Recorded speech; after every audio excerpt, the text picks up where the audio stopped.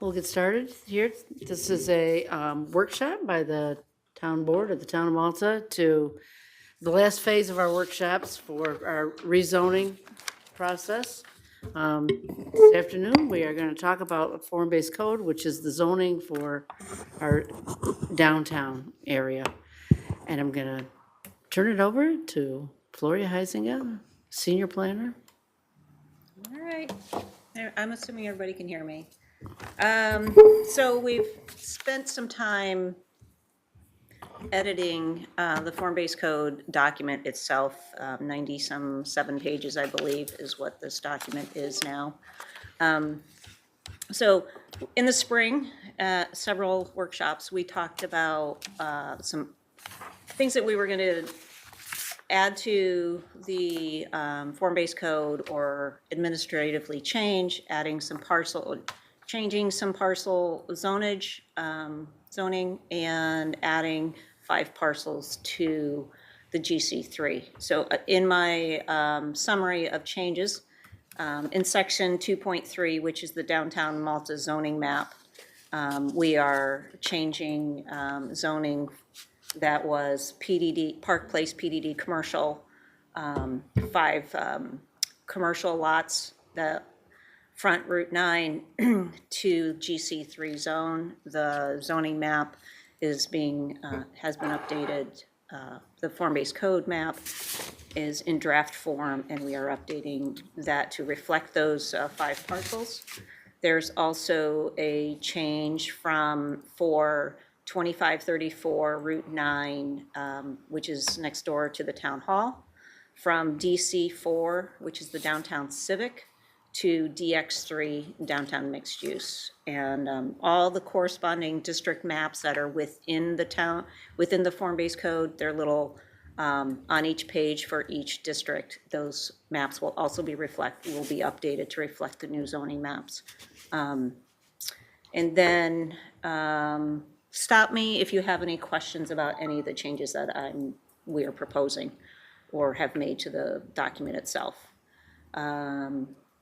In section 2.7 GC3, the green commercial corridor zone, we have added a statement under district standards, a new standard, letter C, district standards. Number 1, the first 400 feet from Route 9 is a residential exclusion zone. What does that mean? No homes, no. So in the first 400 feet, it must be commercial with whatever is, any of the allowed uses in GC3 are to be placed in that first 400. Doesn't have to be commercial, but it's, No, it is. That first Can't be 400 residential. I mean, it can't be residential. It cannot be residential. can be blank if it wants to be. Correct. You want to have a Grass. grass, great, but That's what I said so way back when. the first 400, once you get past 400 feet, you can build a townhome, because that's the only residential structure that we're allowing in the GC3. That's the first thing I wrote down here was I need a cheat sheet because I ain't, all these things, I wish, Yeah, so I did it by section, so some of it, Oh, I know. it may feel like we're bouncing back and forth. And then, so that's, I'm good. All right, so you're good. I'm just learning. just keep talking, that's fine. Section 3.3, rules applicable to all buildings. Letter B, lot 5, lot frontage. We're amending that every lot must have frontage upon a public street. We added the verbiage, private street built to town standards, to ensure that we have as an option. Because it originally did not have the words private street in there, but we want to make sure that private street built to town standards is part of the code, so that developers are on notice that if you build a private street, you still need to build it to town standards. To the construction standards, not necessarily the town of Malta 80-foot right-of-way, because the form-based code does not. But the construction standards. Right. Yes, the construction standards. So. This is so Roger can work on it. Yep, it's now. But, okay, so that's basically the change. Otherwise, It's just, It can have frontage, if it's cottage court, right, it can have frontage on the court. right, correct. Yard. It's, right, the cottage, we're not changing with the original standards that we had, except for making sure that we have the statement built to town standards in Right. there for that private road. Good statement. It is. So it's just, that was a housekeeping item that we had seen that we needed to shore up. Section 3.3, again, where it's the outdoor amenity space, we've had an interpretation in the Building and Planning Department for years as a letter that we've been using to help administer the outdoor amenity space. And there were a couple items in that interpretation that we felt we've used it, it's time to put it in the code so that we no longer have to go back to this interpretation letter. So it makes sense to put it into the code that when we're counting the amenity space, because the form-based code in each zone has a requirement of how much amenity space, and there's a whole list of things that you can use for your amenities. We're adding the open space, open green spaces, including stormwater management areas. For instance, the underground. It counts or doesn't count? It does count toward it because, for instance, 108 Dunning, the subdivision, there is underground stormwater storage, but on top it will be turf grass. Again, that should be counted as amenity space because now it can be used as park space, what have you. But if it's and I can't think of whether it's, well, Berkshire Bank, they have a stormwater management area that's, It's not ideal, I don't love it. right, but would that be, I if think in it- that same situation, would that be considered open space? I think that was counted, but there's also an area on that lot that was also. In my opinion, we should be counting more rain gardens, areas that are more green infrastructure versus the storm pond. Right, But I think that becomes more of a site-specific determination, but having that option written into the code rather than relying on an interpretation letter that has been used for the last almost 9 years. so might as well add it. Correct. Parking lot islands that are greater than 10 by 10 have also been counted toward the green space, amenity space. It is especially hard for a small lot to meet amenity spaces for that. And if we can, it also encourages more green space on site as opposed, because you can have a patio that is hardscaped that accounts to amenity space. So also trying to add some green space to some of our sites. And then we did add that a provision, letter K, this provision shall not be used to waive or eliminate dimensional standards nor to avoid compliance with overall intent of the regulating plan or this code. Just a little caveat so everybody doesn't try to circumvent the process on that. You know they'll still try. Hence the statement. We've put that statement in a couple places now to try to put them on notice that we're watching you. The single-story shop front, which is in section 3.3, it's a building type. So generally, we're amending the parking setback as follows. On-site parking, it states currently that on-site parking is not allowed between the building and the street. We're fine with that generally in every zone except for the DA2 zone, which is near the Northway, where Panera and Starbucks and those types of streets, a lot of those single-story shop fronts have gone to the ZBA and asked for a variance for parking between the building and the street because the two-story building right next to them has parking between the building and the street, but the single-story shop front has been not allowed to do that. So it's just bringing the sites a little more in compliant. So that has already happened. It's already happened. There's only a couple, maybe 1 or 2 sites left. But again, it now brings those sites more into compliance. And it's only in the DA2 zone where it's downtown auto oriented. So it makes sense to have parking between the building and the street. Because I was saying otherwise, that the building where Five Guys is, the main entrances would have to be behind the building, and that doesn't really make, So, yes, because Starbucks laid it up with, yeah. so they could have parking between the building and the street, to keep it more in line with the Five Guys buildings. So, And they're going to the zoning board and getting, and the ZBA understands, or, so it's been, it's something that we just needed to fix. Doesn't mean that, again, like in the little signature One Realty, they still had to pull their building up to the front. Stewards still need to pull their building up to the street, parking on the side. So they will still have to comply with that. For section 3.9, the apartment building, we're trying to make apartment buildings ADA compliant. So it currently says you have to have ground floor elevation has to be 2 feet up. So that means everybody's got to take 2 steps up to get into the building. Code enforcement says ADA would kind of trump that. So let's make the code so we can have people access an apartment building from the ground floor at ground level.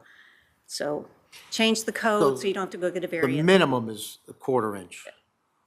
Yeah, it's 0. It's 0 to 4. I'm fine with it. So when you're on the sidewalk, you can walk in like a commercial building, that is 0. Yeah. That's at grade.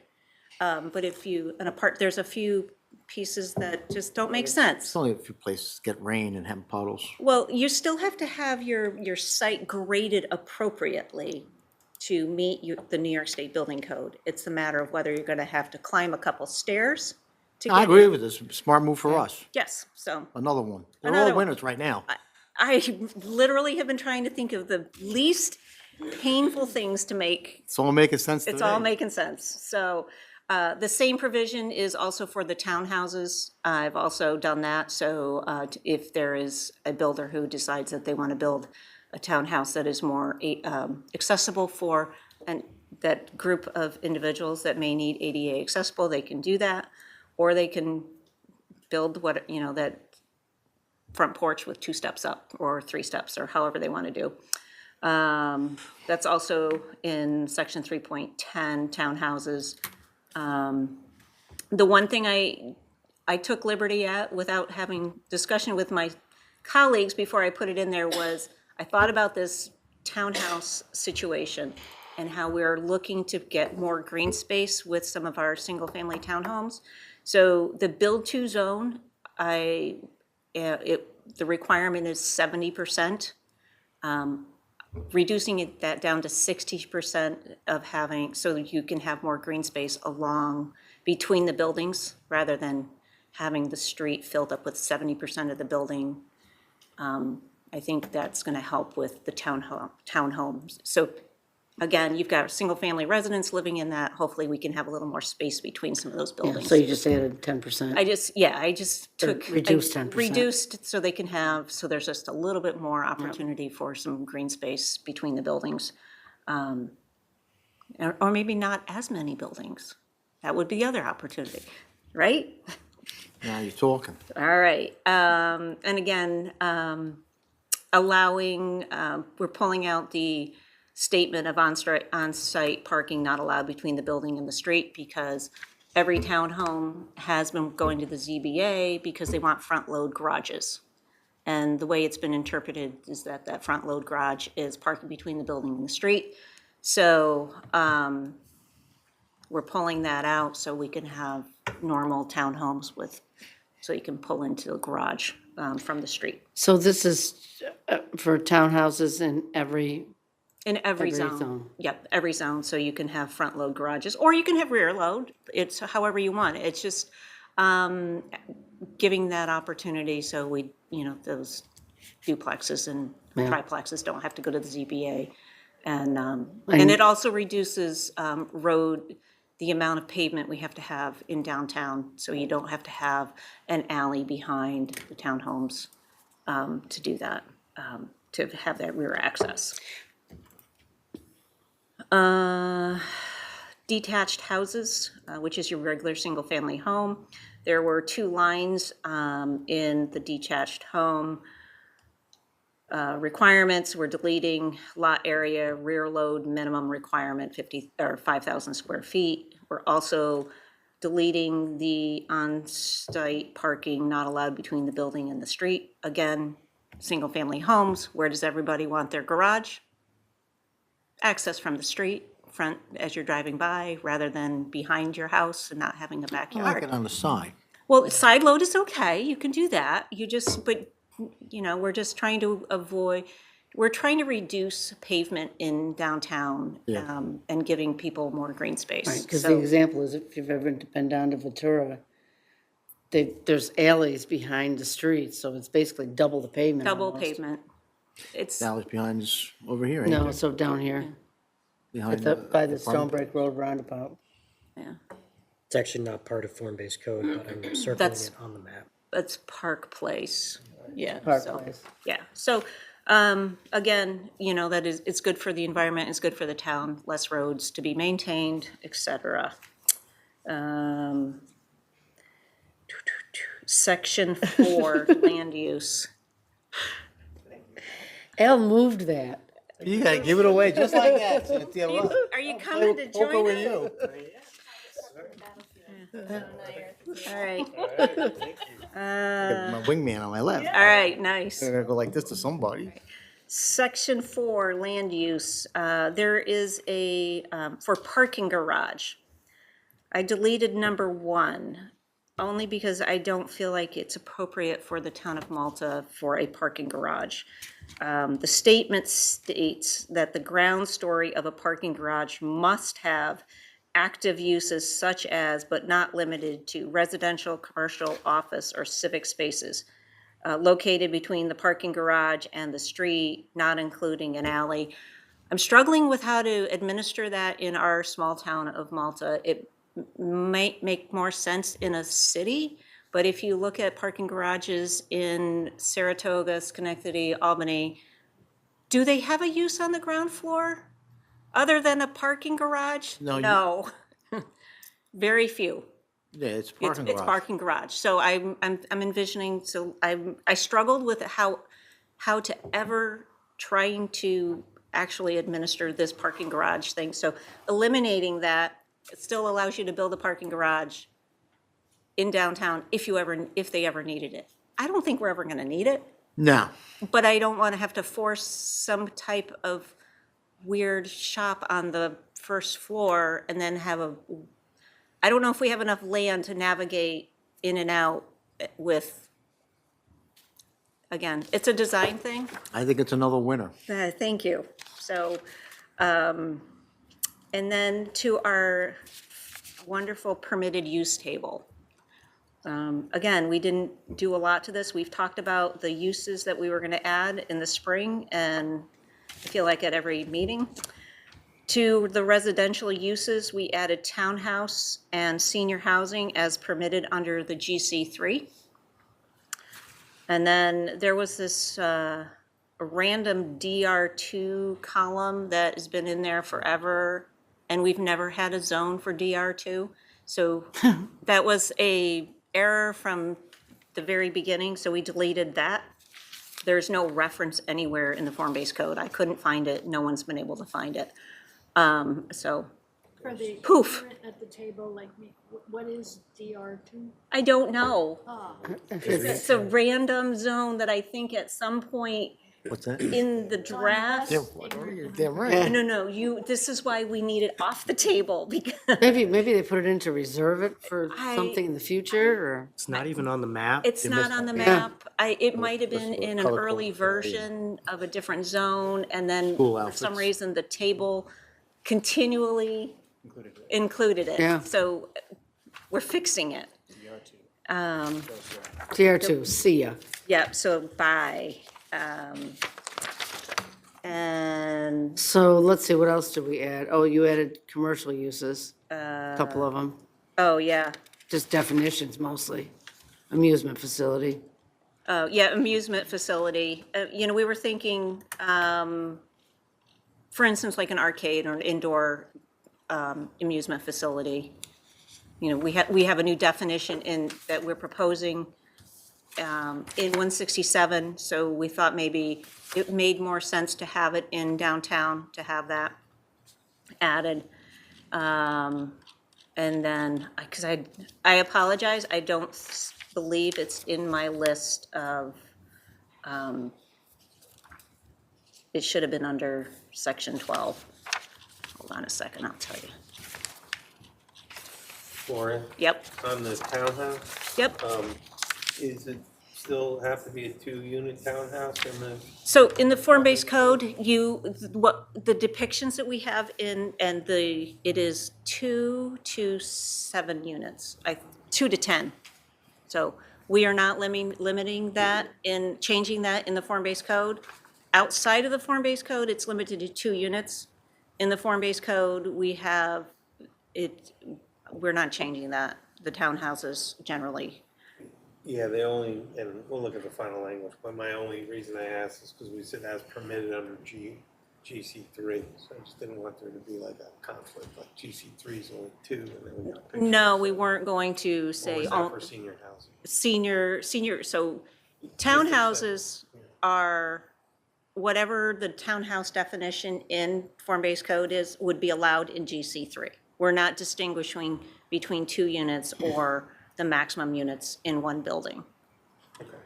for that, Yeah, I think the as permitted is Is- relating just to senior housing. Perfect, thanks. yes. And then we added bar/beer garden to cocktail lounge to the use table under DN4. In DN4, DX3, and GC3, and DA2. Those are all the commercial zones. And we already have microbreweries. We're all making sure that we have breweries in our town and that they're permitted in the correct zones. And that's it, really. It was just the senior housing and the townhouses that we were I mean, discussing. that's really the only major change is the townhouses and the senior Yep, in GC3. Yep. Otherwise, it's just additional uses, yep. And it's just those really two, because those other uses are already there. right? So, we did distinguish, I did clearly mark out on the table that dwelling multiple senior was again under commercial, Right. under GC3, so that it is in both places. I hope that doesn't cause conflict for mitigation fees Why- under why- residential uses, because residential uses in the town are charged recreational fees. If it's commercial, it's not, you don't have to pay recreational fees. So But, I believe we have strong enough language elsewhere in the townwide GEIS as well as in the form-based code, clearly stating that it's commercial. So, I mean, they could have single-family homes that are designated or townhomes designated in the GC3 that is for senior housing too. So I kind of feel like we felt like it should be in both places. Correct me if you don't feel that way. I So, have a question. yes. The 400-foot exclusion zone, does that apply to the multiple senior dwelling? No, because it's Because we're commercial, because considering it is commercial, so senior, because they're usually apartment buildings. Okay. So I think that could become a sticking point because people see it as Residential, residential, But- even though we classify it as commercial. yeah, it'll be classified because of the type of building, the apartment building. Apartment buildings are commercial, Okay. so. It's that multiple unit over 3, I think, becomes a commercial unit. Okay. So I feel like I think we're pretty good about that.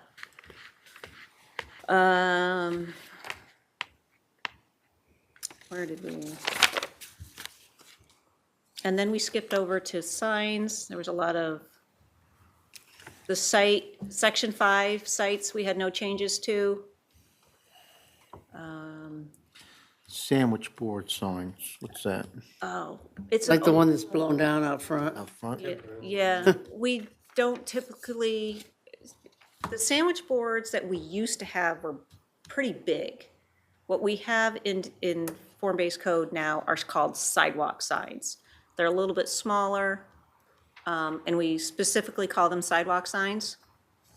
There's nothing in the form-based code for a sign type for sandwich board, so that needed to come out of our form-based code sign thing.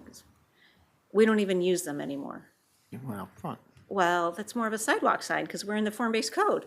but there's still a TP sign. Right, it is a TP sign. The sandwich board's taller, like 4 feet tall, crazy big. And that's what we call them. We don't use them in downtown anymore. Let's look at a sandwich, don't worry. I like the ones where they got the tube and the guy waves at you all day. all day. Those are prohibited, I think. Yeah, I can see why. yeah, they're all just day. they're just everywhere. Look out the window all day. That guy just won't stop. Hi, Al. He's had more coffee than Ricky. Even extra hard. Now the wind's blowing. So, I've had to re-letter number sections because I gave EMC signs, electronic message centers, a letter in the code because we added electronic messaging center signs to the sign code. The town general 167 in 2017, we just put a little blurb in the form-based code that it was allowed to see section 167.27. I felt it was appropriate to finally give it a letter, which means every other thing following that needed a new letter. And then the sign chart, because we allow for the electronic messaging center, I felt it was appropriate that we designate what zones they're actually allowed in, instead of having a free for all.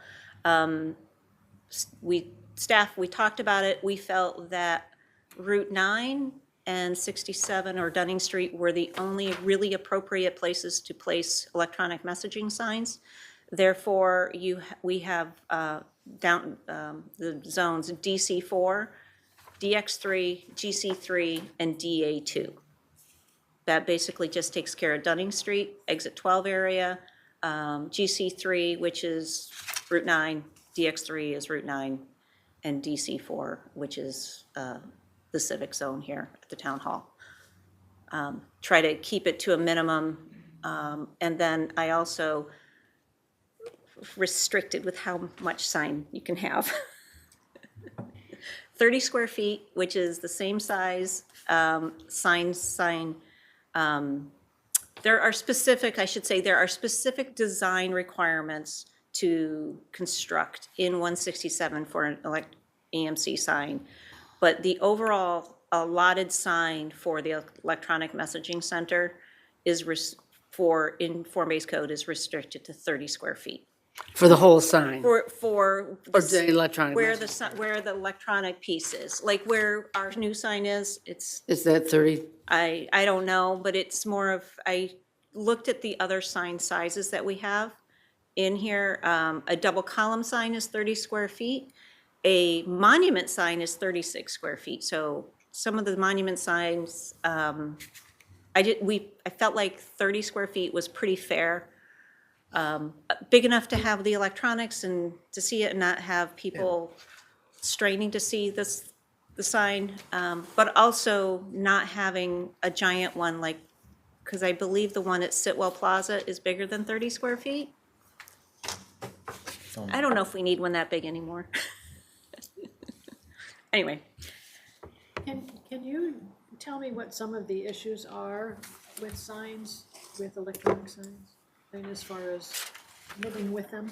we actually haven't had any complaints. So I feel like our town has, some of it is like the blinkingness and the brightness of the lettering. So our zoning code clearly states about how bright it can be, how often the change of message can be, the flashing, there's actually legislation about the amount of seconds between signs and advertisements, so you can't have If this. you have an apartment across the street upstairs, you're gonna be not too annoyed by it. is what you- Right, and hopefully, and the way it's also written, we have a height restriction for the actual construction of it. So we're trying not to have large ones that are flashing all over town. And, you know, we're not gonna be seeing them on buildings like in New York City and things like, if that's what you're worried. We're not no, gonna be I'm Times just Square. Or Times Square. Curious, it's not something I know a lot about. Yeah,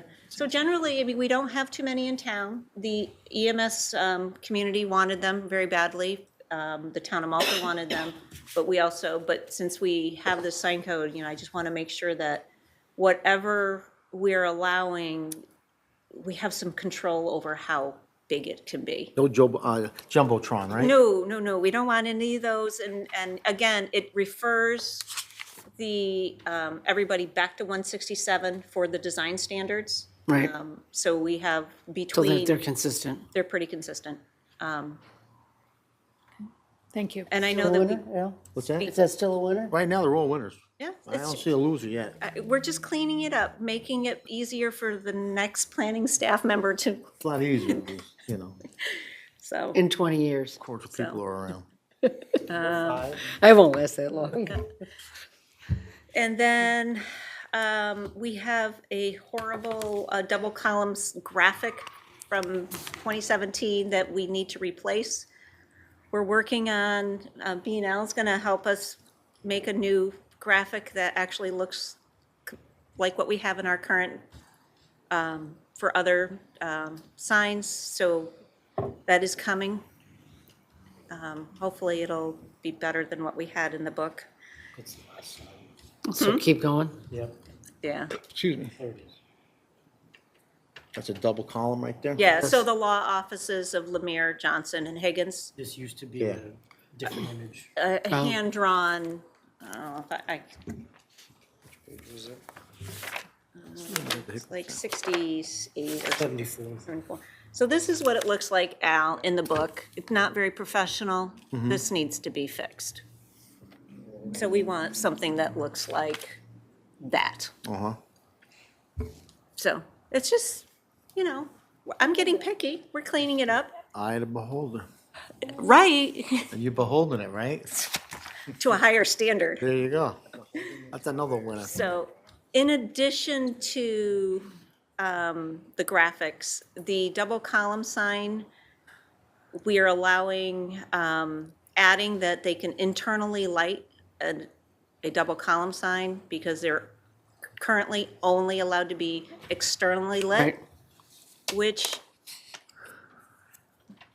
applicants have gone to the ZBA, and the ZBA has granted internally lit. If everybody is going to continually do that, and we haven't seen anything egregious to go get an internally lit sign, why don't we just make it? So I it's- can't, 'cause where's there an internal? Catskill Hudson is Catskill one. Hudson? The sign that used to be there?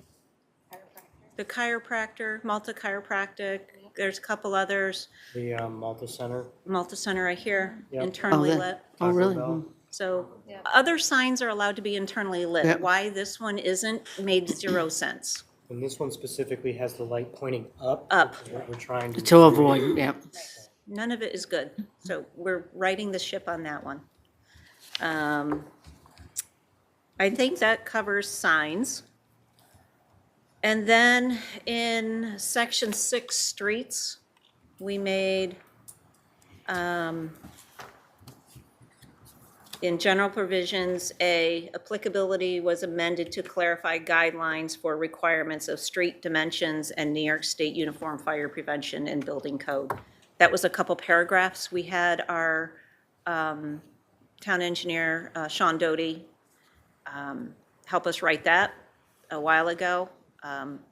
And I've inserted that language into that section of the town code, of the form-based code. But there is the exception for the 80 feet. Right, so again, clearing up that form-based code, streets are not required the 80-foot right-of-way, that we have standards within the form-based code. Also noting that the graphics that we have are depictions, and that applicants are to contact the town of Malta's Building and Planning Department to have a meeting to talk about how we're going to designate the street that they're intending to construct or what have you, right? So they don't get too far in the design without checking with us about how are you going to build this street, and is it going to be a town road, is it not? So there's clear directions in here about the specifics and standards. Is it beneficial for us to make it a town road or make it a private road? It depends, that's the discussion. Certain roads will want to be town road because they are on the future streets map. And some streets, let the developer own them, especially if they're internal streets for apartment buildings or what have you. And that they're serving only that little part of the community. But generally, a lot of the streets may become town roads, so we want to be Make sure very they're careful about how constructed, they're right? constructed. So.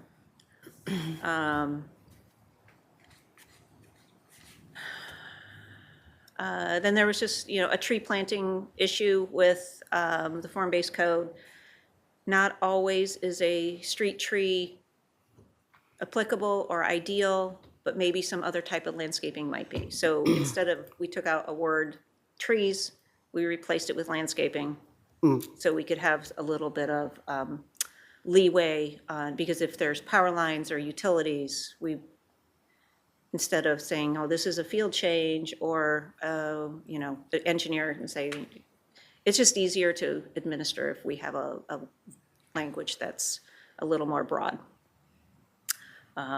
And also under tree planting D, changed the verbiage of, or gave the building and planning department authority when you get to the fall, or adding, you got to plant trees or what have you, but it might be too close, or any type of landscaping. It may be the wrong time of year to right. plant it for that particular species. We want to be able to give temporary COs to whomever, and then they'll have to plant their vegetation in the spring. And rather than having that go to like the town engineer, it makes more sense for the building and planning department to administer that, since we are the ones issuing the COs anyway and doing site compliance. And then we're going to update the future streets map. Adrian is working on that, and then we're going to replace that. So what we want to do is make sure that roads that are already constructed in the form-based code, we want them to want those reflected on our streets map.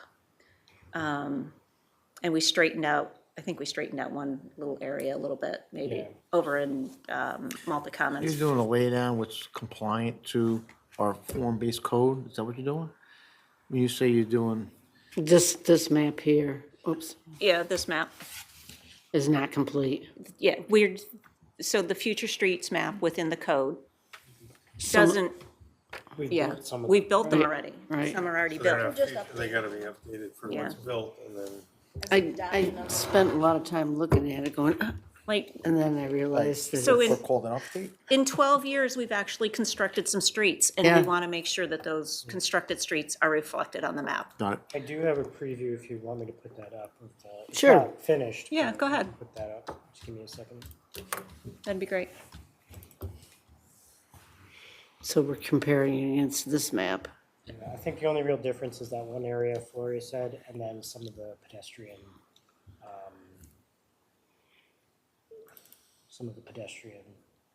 ways. Give me a minute.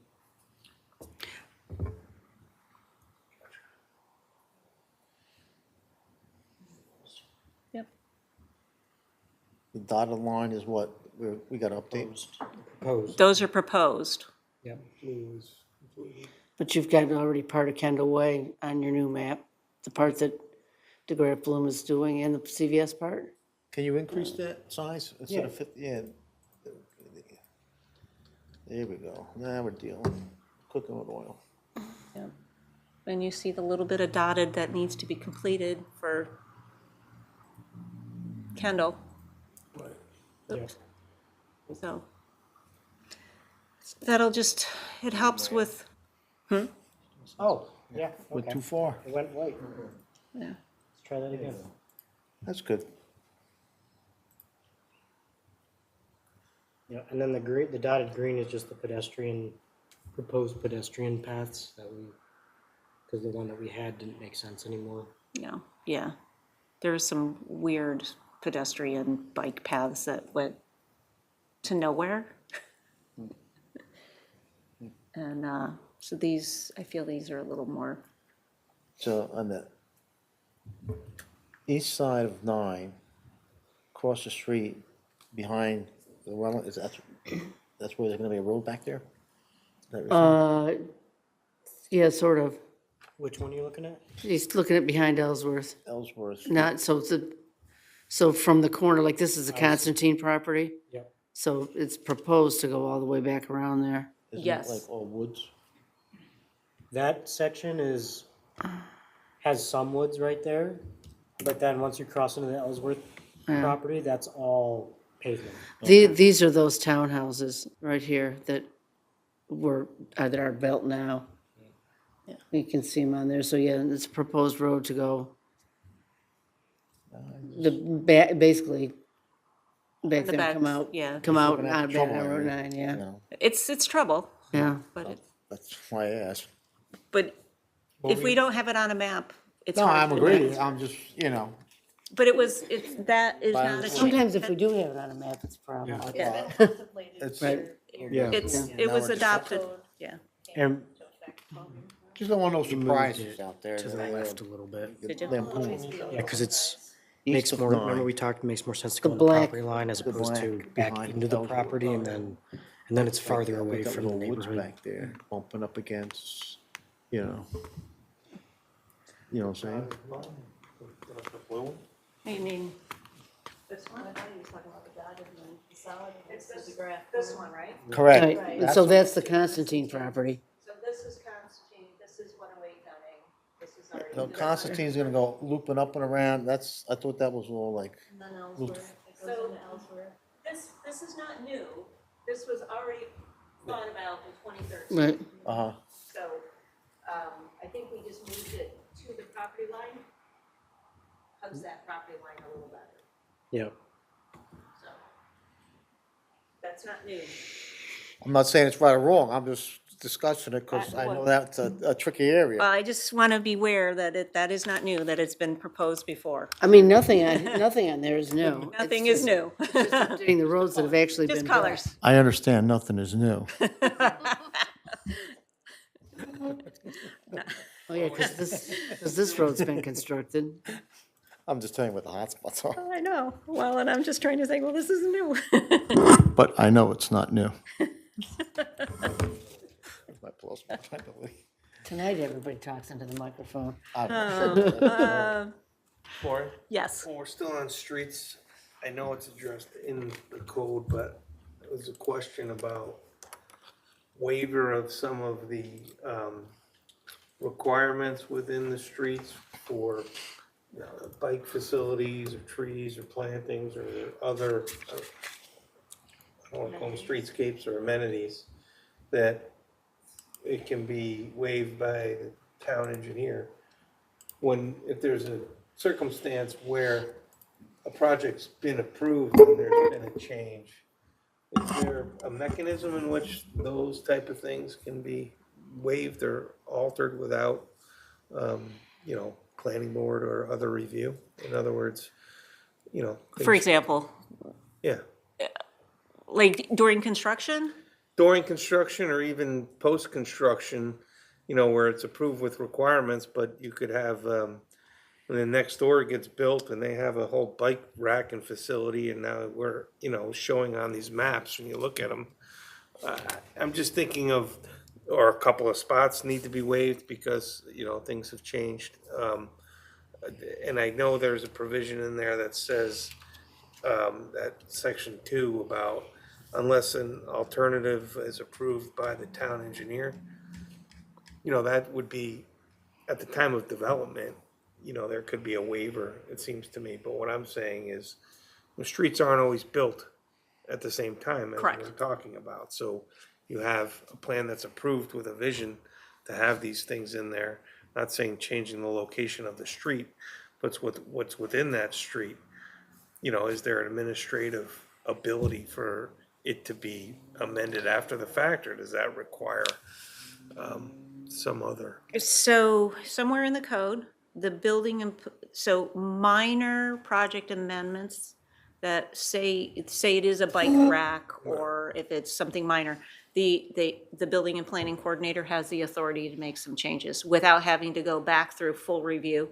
You need to change landscaping, or Right. it was put in to the code purposefully that a minor project amendment would not need to go through full review, but they could submit a plan, show us what the change is, and that it would be administratively accepted. Okay. So that's already in the code? All right, I just want to make sure that, and I'll look at it after the fact, that the language is good and applicable. And then the second part of it is the same thing with the trees, right? Obviously, treescapes and a very important part of your city. You want the shade, you want all that, but you want them to grow and you want them to be in the right location. And what's originally contemplated in some of the diagrams, you know, they Yes. can change. Do we have enough dirt in order for the trees to grow? Or Yeah. have we? I know we ran into that a couple of times. So that's why in section 6, number 2, all Yep. streets must be constructed with sidewalks, landscaping. Yeah. Bike facilities, medians. Gotcha. So we changed, that word landscaping used to be the word tree. Gotcha. All right. Thank you. So because we are finding that green space or place to plant trees is pretty small sometimes. Right. And it's not appropriate for certain areas. Route 9, DOT also is not in favor of a lot of trees in that small space. Right. So Okay. landscaping might be You're a right. bush, might be just grass. Right. Trying to accommodate our highway departments and DOT with plowing and whatnot to, Yeah, where you can put the snow, where you can. exactly. And we have been pushing trees into the property. If we want street trees, then we say, well, let's place it in the front yard. For instance, the single-family homes, they're placed in the front yard versus between the sidewalk and the street. So we have a lot of utilities in that 6-foot grass verge, so those, we wanted to be able to have that Yeah, I just authority. want, yep, thanks. I just didn't look at that precise language. I just want to make sure that you had that flexibility to do Yes, that. So yep. it's not a problem after the fact. No, we're just trying to avoid all that, Yep. so. Plus it helps the tree. It does, yes, it's too cramped in that area. Oh, plus they got us in trouble in High Point, so, And while we're on it, on the same concept as the stormwater, you know, like within the downtown and underground versus above, That's know- gonna be site-specific. site specific. Yeah, so a larger subdivision might have above ground, a pond or a basin, Right. but someplace small, most of the small commercial sites, they're putting everything underground, which is great. Which makes sense in what we have, but that's what I'm thinking in the downtown area. Yeah, You don't have the space to yeah. accommodate those. So like for instance, Berkshire Bank, we could do Yeah. that all over. That would be underground. Right. I see that basin with the drive-through circle and gives me agina every time. So, and, you know, if we could do it again, Sure. you know, that site would be, and technology has changed and it is probably a little cheaper than it used to be to do that, because that was pretty new when we were trying to get them to do that. They weren't. So, the biggest section that probably, Steve, you might have some agina over, is section 7, administration, which is section 7. It's probably page like 86, I don't know. Yeah. He's it's got it. 88, 3. 88. Okay, so we added number 3 Yep. for providing planning board authority to modify dimensional standards. Do you want to read it in its, I Good. Okay, So that, you just have a briefing there. so Yeah. in a nutshell, it literally says, the planning board is authorized to approve modifications to the following dimensional standards, which is the setback and build-to zone, minimum and maximums. But then we go and explain as to how the planning board has that authority. right. And it's not meant to take place of a ZBA action. Right. This is merely like, say we got a road curve where part of the building meets the setback, but because of the shape of the lot, may not be completely rectangle or square, that the building, so you don't have to go to the ZBA to get a variance for a small area, that during site design and when they go to have public hearing at the planning board, that the planning board will make that determination that that's okay, as long as it's adhering to the form-based code intent and purpose. And the reason, and there's a couple criteria as to what they need to, why it would be appropriate. And it should only be minor, shouldn't be, like, say, a build-to zone, you got a curved site, right? They can't fill up the whole area with a building because, for the 70%. Maybe they can meet 55% because the parcel has got a curve in it. Do they really need to go to the ZBA to go get a ZBA variance when the intent, they've pulled the building up, they've met everything else? So this is not, we're not pulling this out of thin air. Clifton Park has this process. They have some more, very specific criteria. This, I feel that what we've written really stays true to the Town of Malta's form-based code, explaining why. I'm hoping that the fact that we said that this provision shall not be used to waive or eliminate dimensional standards nor to avoid compliance with the overall intent of the regulations of this code. Hoping that builders don't, developers don't try to take advantage of it. Again, staff has always have the ability to say, no, this is a variance type of request versus a planning board minor request. So you would still be able to make that decision? Absolutely, absolutely. There is still reason to send somebody to the ZBA Yep. if it's egregious. Did you find a lot of situations like that where they ended up having to go to the ZBA because of minor? Well, I could say like Starbucks, that's on a weird corner. Yeah. I mean, it's not a great, it's a tight site, but they did need some variances over there for build-to zone, for that whole plaza, just because of the shape and size of it. And a larger development, maybe you've got 5 buildings filling up a street, and you know what, maybe they're short by, they're filling up 65% of the street, and it looks great. Do you really want somebody to put on 20,000 square feet of a building just for the sake of filling up the street with a building? Not really, if it's not needed. So we need to have a little bit of relief valve to have good designs that make sense for Malta without overly burdening the zoning board, so. So You're- again, just to make sure, so it would be mostly in cases where otherwise, without that, people would have to build more, Potentially, might have to build more than they want to meet a code.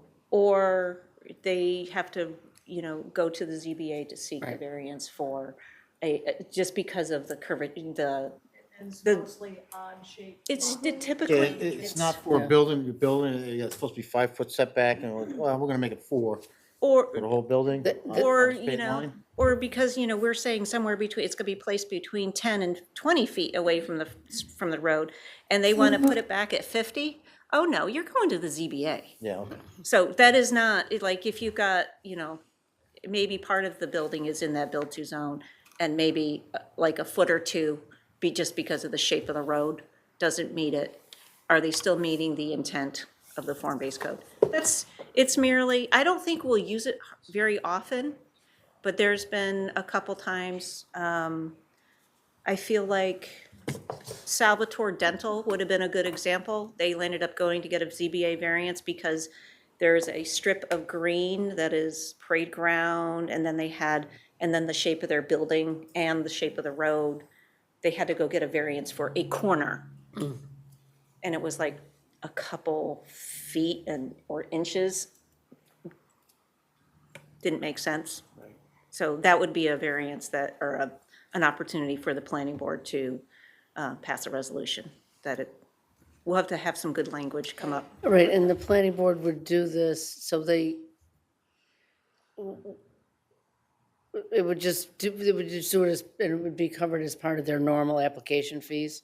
Yeah, so So- yep, so when we go to when an applicant goes to the planning board to hold its public hearing, required public right. hearing, they do a presentation to the planning board. That would be the time that the planning board would make a determination about that site, build to zone or setback, for that. And if they decide you hold the public hearing and they and later on want to do that, then they're going to have to go back, just like, or they're going to have to go to the ZBA. Right, the other option is the planning board would have the power to say, no, we're not comfortable with this, you gotta go to the ZBA. Correct. That, I don't see any problem with it. Yeah. Right, instances now, you know. right, Even with staff, sometimes it's just too much of a Yeah. difference to be able to be okay with, so we send them, you know, ZBA. Right. yep, so, and it's a perfect opportunity for the planning board to say, no, we think this is and then Right. they can move on. And this is what we do now, is they go to the planning board before they go to the ZBA for variances, because that way the planning board can weigh in on a project. They can give good feedback. The applicant can go back, do some redesign, and then come back to the planning staff, and then make a submission to the ZBA Yep. with, because once they get that variance, they're kind of, now they've got to make sure they design within that variance. Right. So, if you have language change for that, Steve, No, yeah, I'll take a look at it further, but I'm with you. yeah, it's simple, and I can direct you to the Clifton Park language if Yeah. you'd like. Sure. But, I mean, the whole idea of the form-based code is to simplify the process for the developer. correct. So that's So- just one more, The trip to the planning board to do that, and Right. Clifton Park chose to do that as well. You're at the planning board for a public hearing, why not do this all at one time? So,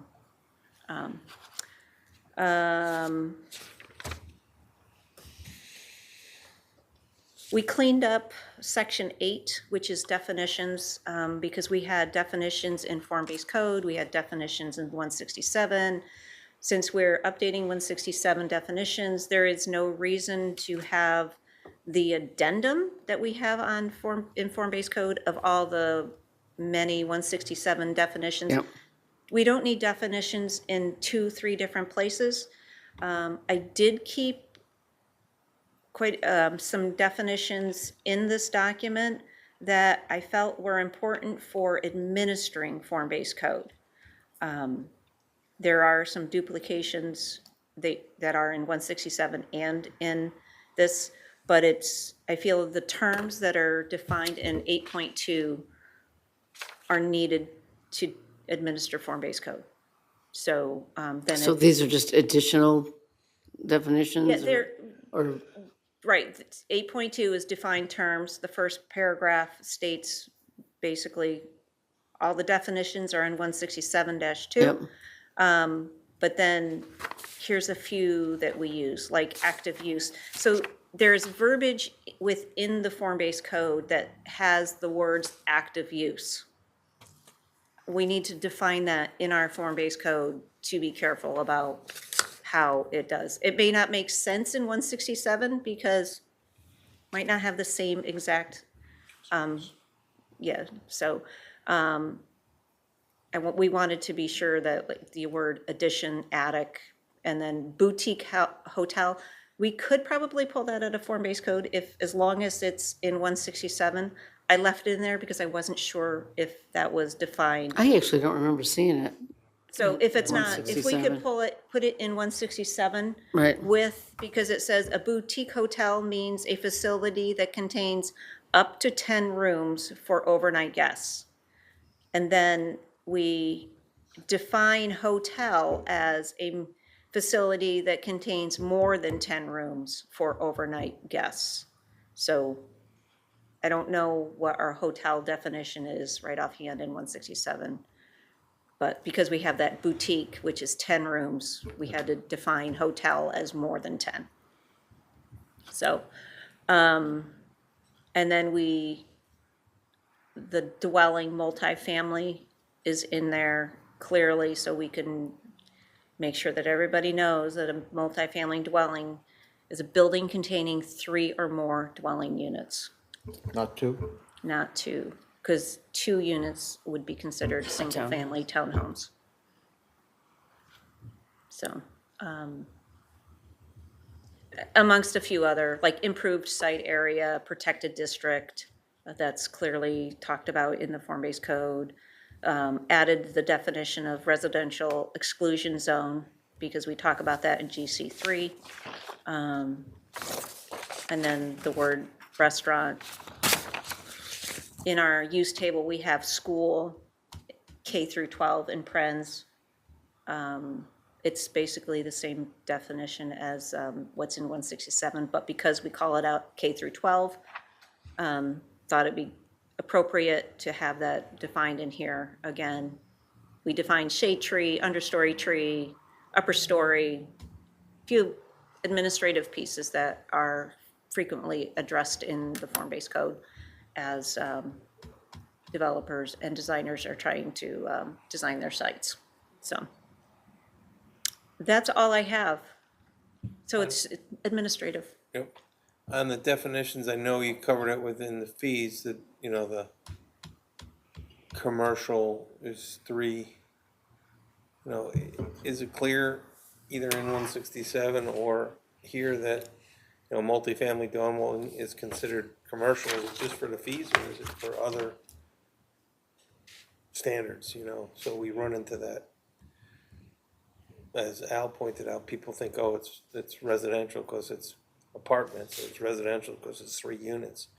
In this section, when we talk about fees, it's clear that they are considered for mitigation Right. fees. But is it also clear that, you know, the break, you know what I mean, is that other things that would apply to commercial besides fees will apply to the multifamily or the? We can figure out how to tweak that. We could add a little language to this definition, multifamily, I guess. I don't, yeah, just a thought, I don't know. No, it's a good one. Yeah, dwelling multiple, and we'll just add a little line in there about commercial. Because when we administer GEIS fees, we have to, because that's in the townwide GEIS. Right. There's statements in there about when it becomes a multi-unit becomes commercial. So, Yeah, my point is that we can put it, which units shall be considered commercial for fees, or what other things that they, if they are, if they're not, or if it's all purposes. I think then- it's all Then, purposes. yeah, it might just be helpful to have it in that section, but I don't know. I thought about that too at one point, but I'm like, well, I don't know how to do this, and I have to, I was running out of time to figure out Yeah, how no, to you got a lot going on. cross-reference. But Just that way it's in the upfront, you know, so when you look at multifamily or you look at 3 or dwelling, more. multifamily, Yeah.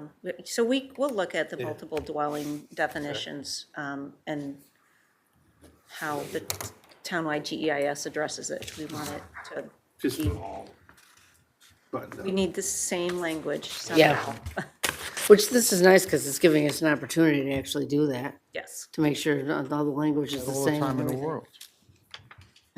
Right? No, Extend the moratorium to residential only. That's just a thought. tongue. I just wanted to say, it's been a privilege to be a part of what you've been doing here. It's very impressive. You guys have, gals and guys have worked very hard. A lot of great ideas. You've looked into your crystal ball and seen what some of the issues are, and I'm very grateful for your professionalism and your thoroughness in this. Thank you, Barb. It- Much appreciated. It's been a lot. They've been working tirelessly. And even Steve did a good job doing it. Even Steven. Part of the head table now. I got the big boy seat. There you go. As you should. Only because Craig's not here. I'll sit up, Tom. Is there anything else we all want to talk about? I want to echo Barb's thing. The planning department has done a lot of work in a relatively short period of time, and we all appreciate how hard you've worked. And I think we should, like you said, Steve was hinting around old examples and problems that obviously I don't, I don't know, but you should put everything in there to correct the mistakes of the past and tighten it up as much as possible, Which I think that's, which is best for the planning department. It'll be easier For and more everybody. clear to administer with some of these little tweaks. and even saying the 167 was kind of a mess that needed to be cleaned up. So, So- So I said, put what you So want. just, so everybody out there knows, for our next steps, we're meeting with Bob on Wednesday, I think, of next week, to, figure out what our next steps are. I think most of the work the hard work's been done. We got a meeting on the 10th? No, not you, you're not invited. Oh. You can come if you want, Internally, staff in the Yeah. morning. you can come if you Go want, over where we're all 10 at. o'clock in the morning or Well, my something. schedule's full. That's nothing. Oh, it's full. Yeah, so then I'll report that back to the board after we meet Wednesday. So, where we're at, I mean, we still have other steps that all of this has to be actually finalized, the townwide generic environmental impact statement needs to be updated. Public hearings, we want to have another public information session. Again, it has to go back to the county because it's a big project. They're gonna want some time, I think, to review it, so the sooner we can get that to them, the better. They typically meet once a month, They meet once a month, yeah, so depending on when we get it to them, depends on yeah, how quickly they'll Yeah. turn it around. Who we gotta get this to? I wasn't- county. Saratoga County, yeah. I mean, we also can give them the summaries Yeah. too, and, Yeah. I'll make sure I add the fact that, we added bar to the list. That- The amusement facility. I everybody skipped over right there will over. like that, trust me. I just literally, I was like, We also changed the colors on the map. Yeah, they're a little different, so more in line with the standards. So. yeah. So, I'm hoping that when we send it to the county, the form-based code, that maybe we'll have updated maps inserted in here. Yep. So we can have a nice, clean document for the county to look at. I think versus- we have to send it as a complete document, Yeah. don't we? I would rather do it right and take your time than do it half-assed wrong. Yeah, So she's speaking more to the pictorial parts, Yeah. Right. landscape drawings and Right. things that kind of guide us more than other, than meat of the. Right. So is that the last step the county has to? No, oh, well, we gotta have public hearings, we gotta have public information, DEIS, which again, when I look at it, there aren't really so many significant changes that are gonna really change the GEIS. Right, we gotta decide how significant that change Right, will be. right, That's kind of our right. first step. There's a couple of things, I mean, Steve and I talked about a couple of things that I think that we definitely need to address. well, we Look need at- to look at our growth Right, trajectory right. over the next 10 years or And see so, if we're still adequate, right? and adjust accordingly. I mean, a lot of it's based on water. Yeah, and now we own water. Now we own water, and water's crossing 67. On, We got water, point man. So, so, and where do you want the water to go? Craig is a point man on the water.